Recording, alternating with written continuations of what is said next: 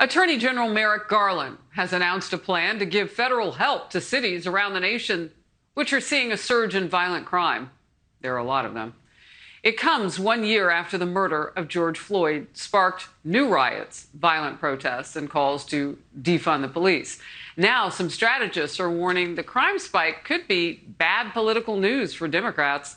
The latest Fox News poll shows 73% of voters believe there is more crime around the country now than a year ago, and 54% say there is more crime in their own local area. Senator Tim Scott, Republican from South Carolina, joining me now. Senator, thank you for being with me. First of all, what does this specific number and polling tell you about what's happening with crime across the country and how people see it? Well, it's devastating. When you demonize police officers and then defund police departments, you should expect a spike in crime. You cannot make police officers the antagonists in the story. No one wants that. As a matter of fact, last year before last, I had A.G. Barr in South Carolina to meet with African-American leaders to talk about defunding the police. And every single one, about 50 in the room, said, that's the dumbest idea I've heard. So I think the Democrats, literally led by the liberal elite, have made a bad calculation and is costing lives. And we're seeing that in Los Angeles, we're seeing it in Minneapolis, we're seeing that in Detroit, we're seeing it in D.C., Baltimore. Violent crime is significantly higher, and murders, Harris, murders are through the roof. You cannot demonize officers, take away their resources, and expect them to do the job that desperately needs to be done. So, Senator, real quickly, where is the legislation that has you negotiating at the center of it? How's it going on Capitol Hill? And when you say that many people, 50 in a room, agree that you can't defund, why aren't we seeing that stop? You know, the good news is some of these cities are finally coming to their senses. Baltimore's mayor, who used to be the city councilman, who led the charge to defund the police by $22 million, now that his mayor is a $27 million increase he's looking for. So literally, we're having new conversations. Los Angeles New York City trying to restore $90+ million. There's a reality on the streets of America that we need character-driven officers coming into areas that everybody else is running from. And one of the reasons why I'm optimistic about police reform is we start the conversation talking with the police, so that when we talk about reform, we're not punishing or demonizing. We're going to strengthen the police officers' ability to have better relationships in the communities. That's what they want, and that's what the community wants. And that's a two-way street. That's why it's good. It is a two-way street. And that means that some of these leaders and some of these Democrat-led cities are going to have to sit down at the table with police. Otherwise, the conversation's going to run away from them. They're not going to be at the table because, as you said, the proof is in the pudding. When the crime spikes, you got to spend the money now to turn it around. I want you to see this. Absolutely. A new Fox poll shows that 58% of respondents say, Senator, that racism is a major threat to the stability of our country. However, another poll shows the vast majority of voters say they trust police and law enforcement. And those majorities hold among Democrats, Republicans, blacks, whites, Hispanics, no matter who you talk to, I would say, where you live, whatever the situation, you trust the cops. What does that say to you? I think it's great news. It also reinforces what I've been saying for the last year, that the vast majority of officers want to do their job and go home to their family. For most officers, this is a mission driven by their soul to do good for their country and their community. African Americans, Hispanics, and whites all agree that the police, we are better with them than without them. That's also, by the way, Harris, we call in South Carolina common sense. We call it that everywhere I've ever lived. Okay, good. Army bases Glad to hear alike. that. Let me get to this. Earlier this week, the family of George Floyd came to Capitol Hill, and I understand they met with you and some other top lawmakers, including President Biden. The clock is ticking to reach an agreement on police reform legislation, which you and I just touched on. Let's go deeper. Yesterday, you said it was, quote unquote, June or bust to get a deal done. In an interview, your Democratic colleague, Senator Cory Booker, praised your efforts leading bipartisan negotiations. Let's watch him.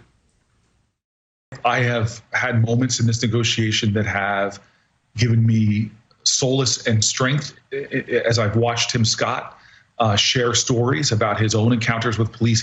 He is not caving to the politics of this.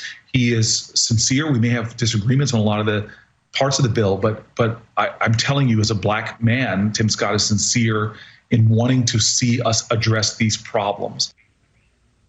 First of all, your reaction to that.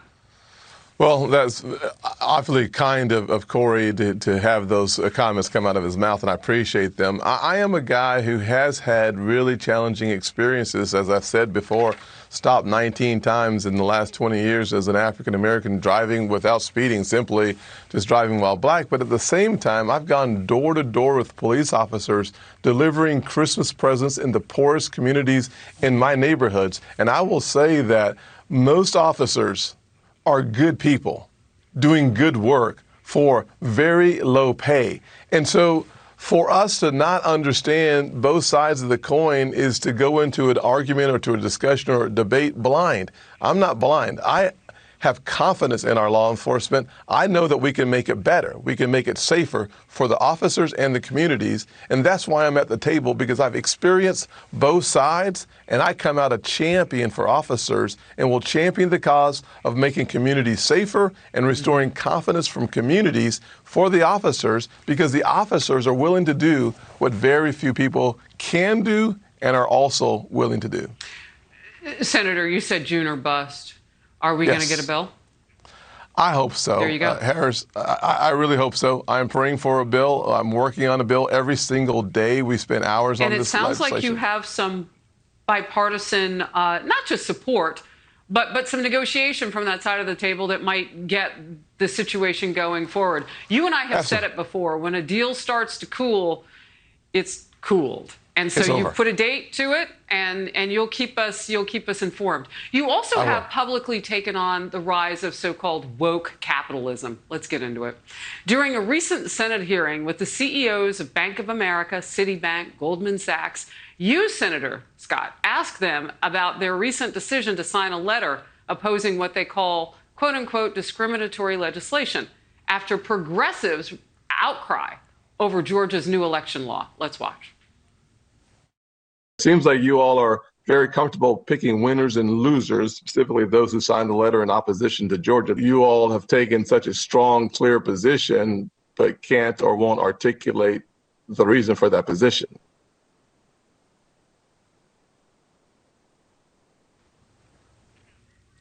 So I thought that was a technical glitch. No one spoke up? It was so quiet. I was stunned. I simply asked for a single reason why you do not support the Georgia law, and they had, not a single word was uttered, because they don't know why they don't support it, because as one person tried to say, it's how they feel about the law, not what the law says. Not what the law says. The feelings. Exactly. Harris, here's the funny thing. I think I asked a question. I said, early voting is now more in the law than it was before. They codified drop boxes that were illegal before. We're talking about having a law that makes it easier to vote but harder to cheat. What do you not like about the law? And one thing, they sat there for 40 or 45 seconds in silence. But, these are some of, and you correct me if I'm wrong, I'm not going to spit names because I'm not sure exactly who in the room that would be, but I know enough about politics to know that they are in line, some of them, with the talk about, go ahead and boycott that MLB situation, pull that from Georgia to Colorado, destroy that local Georgia economy by doing that, wokeness, blah, blah, blah. Yes. Yeah, it's amazing, Harris, that you're talking about the largest banks in our country with the type of firepower and political power to really crush opponents. When they sign on to a letter that literally about a law that they haven't read and positions that they haven't really understood, it's stunning the impact that woke capitalism will have on our nation. When you say to people, because of their partisan affiliation, that we think you're bad, that you're a racist because you're a Republican, That is a dangerous message that will haunt us as a nation, and it's irritating because I understand the hard work being done on both sides of the aisle. We should not play politics with race. It is dangerous. We're seeing it today with our Jewish brothers and sisters. We've seen it with African Americans. We're going to see it with white folks as we start discriminating against them in the Farm Bill, the COVID package where we give money to black farmers but not white farmers. We cannot make legal discrimination. It's terrible for our nation, and we fought against it for the last 7 decades. I apologize for being a little emotional on this, but this is ridiculous. No, and it has to stop. You're telling us things even in the Farm Bill that, we're learning through you. Look, I know you have to go. You've got a lot going on Capitol Hill. I have one quick last question for you. I'm just going to put it out there. So Republicans have come up with a counter on infrastructure. Yes. Can it get done bipartisan? Are we going to see it? I think it can. The goal must be to focus on the traditional definition of infrastructure, not $400 billion for family planning, not $100 billion for electric vehicles, but for roads, bridges, airports, ports, railways, and high-speed broadband. When we focus on those issues... What infrastructure is. Exactly. When we focus on those issues, Shelley Capitol, has led the charge and brought together a bipartisan coalition that I think could transform the roads we drive on in America. Senator Tim Scott, it has been an interesting few months as you try to push through several bills that you're working on. We appreciate your time today. Good to see you. Thank you. Thank you.